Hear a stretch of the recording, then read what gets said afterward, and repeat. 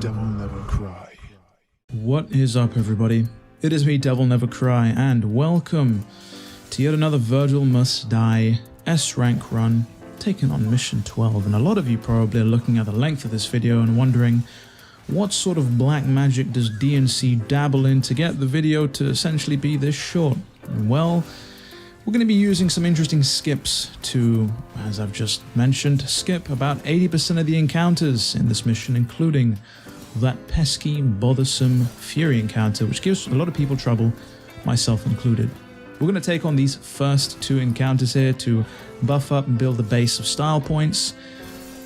We're averaging, I want to say, around 5,000. Then we're going to skip everything else and get to the end boss fight. Of course, we're not going to die. We're going to get the 20% increase, and before you know it, Sparta's dead, Mundus is back, and the mission ends with an S rank. Going off on an entirely unrelated tangent, I want to say the channel has actually surpassed 36,000 subscribers, and it's well on its way to 37, which is fantastic to see. Thank you for your continued support of the channel and helping the channel grow. It's been wonderful to see. I know DMC at the moment is not necessarily a hot topic. I know I've been covering a few other topics that personally I myself enjoy, and perhaps maybe people might see it as more interesting because it's new news, if that makes sense. But it's great to see the support, you know. And going off that tangent on another tangent, a lot of people tend to ask me what the secret to building a community is, building a channel, being successful is. And I always kind of tell people the same thing, and that is, don't go into being, I guess, a content creator, influencer, streamer, whatever you want to call it, under the guise of, I guess, making it big, going viral, or, you know, making money, being super successful. Always get into it if there is a genuine interest and if you enjoy it, because that way, no matter what happens, you can never fail. A lot of people tend to get into it thinking it's easy, thinking that they'll build a following quick, and tend to get disheartened when that doesn't happen. And, you know, there are a lot of factors outside of your control, you know, whether you're a big or small content creator, that can make, I guess, going viral or, you know, getting a lot of views quite difficult, especially when a lot of these algorithms and whatnot going on in the back end aren't transparent. So, you know, the algorithm may favor you one day and the next, you know, it's game over, and what people are interested in just has changed, you know, or maybe you're no longer being shown on the front page or in the search functions and whatnot. And there are things you can do to help, but there is a lot that goes into it that you can't control. And so it can be incredibly difficult. But I guess it's a humbling question that I've got. I'm not necessarily a huge content creator, or I've not got a huge following in the grand scheme of things, but I do try and give out good advice wherever possible. Good advice, that is, whatever that may be. But at the same time, there are, of course, other things that you can do perhaps to help you, I guess, maybe get where you want to. And a few of the things that you can do is find a niche, find something that you really enjoy, or something that you're really good at, something that you're really knowledgeable on, and cover that topic. And I guess that's kind of what I've done with DMC, though it is up for debate whether or not I'm any good at these games. But, you know, I've platinumed the series, I've dabbled in a few different things like combos and speedrunning and stuff, so I like to think I have a solid knowledge base. Or, on the other hand, you can do other things like hop on, I guess, the latest trend, the latest hot topic, and the difficulty with that is that a lot of people tend to do the same thing because it's just there. It's just easiest, you know. It doesn't require anything else other than getting on what's new. Obviously, the issue stems with that is the fact that once that thing is not new, what do you do next? I guess you can hop to the latest thing, but it's interesting. There's no surefire plan for success, and it's kind of just a fly by the seat of your pants sort of thing. So that's why, as always, I say thank you for the continued support.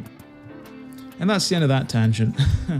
As you can see, we've been doing a lot of dodgy platforming because it wouldn't be a DevilNeverCry game unless we were doing some suspect platforming. And we're going to be using some moves to essentially zoom our way across the hallways up to the different platforms, avoid those bats, don't fight them. In a previous run, I attacked them and killed them because I thought they'd pull lock on from my stingers across the hallway. They don't, and I actually ended up getting myself out of an S rank because it dropped my style point average considerably. You know, that's essentially what you want to do. You want to avoid anything that will drag it down substantially, and I want to say if it drops below 4,700, just restart, because you're going to be fighting an uphill struggle that sometimes can be insurmountable, literally, you know, even with Vergil and his overpoweredness. But we're running all the way back now to where everything began. We're running back to the house where it started all. Vergil has realized that he's actually left his laptop on and open, unlocked with his browser history on full display, and so he's going to sprint right back so that he can basically hit it with a judgment cut, because he doesn't want anybody seeing that. He also has to, you know, get rid of all the magazines under his bed, lest somebody find them and, you know, he go down in eternal shame. His motivation meter will permanently be stuck at 0 if people find out. I digress, though. This is the Urizen fight, your reason for fighting, as if that pun could be used more enough. And the main thing we're going to want to do here is forget about the hentai tentacles. We're going to go straight in for a lunar phase spam, because it tends to work quite well. It tends to get his shield down considerably easy. This is a bit of a messy fight. I could have done this a whole lot better, but our style point average is quite high, as you can see with the S ranks just racking up on the right hand side of the screen there.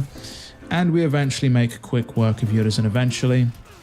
One thing that you can do to make things quicker is use Hell on Earth if you're able to. Use some of the old uppercuts if you can, which is actually what I'm doing here, the Rising Dragons. And you'll be on your way. I actually do use the World of V here because my health is getting quite low. I get into this fight basically, yeah, in the worst circumstances that you possibly can, but I do make it work. And at the end of the day, that is all that matters. My victory has now been assured, now that my health is as high as it is. I have a moment of crisis there when I have the wrong weapon equipped.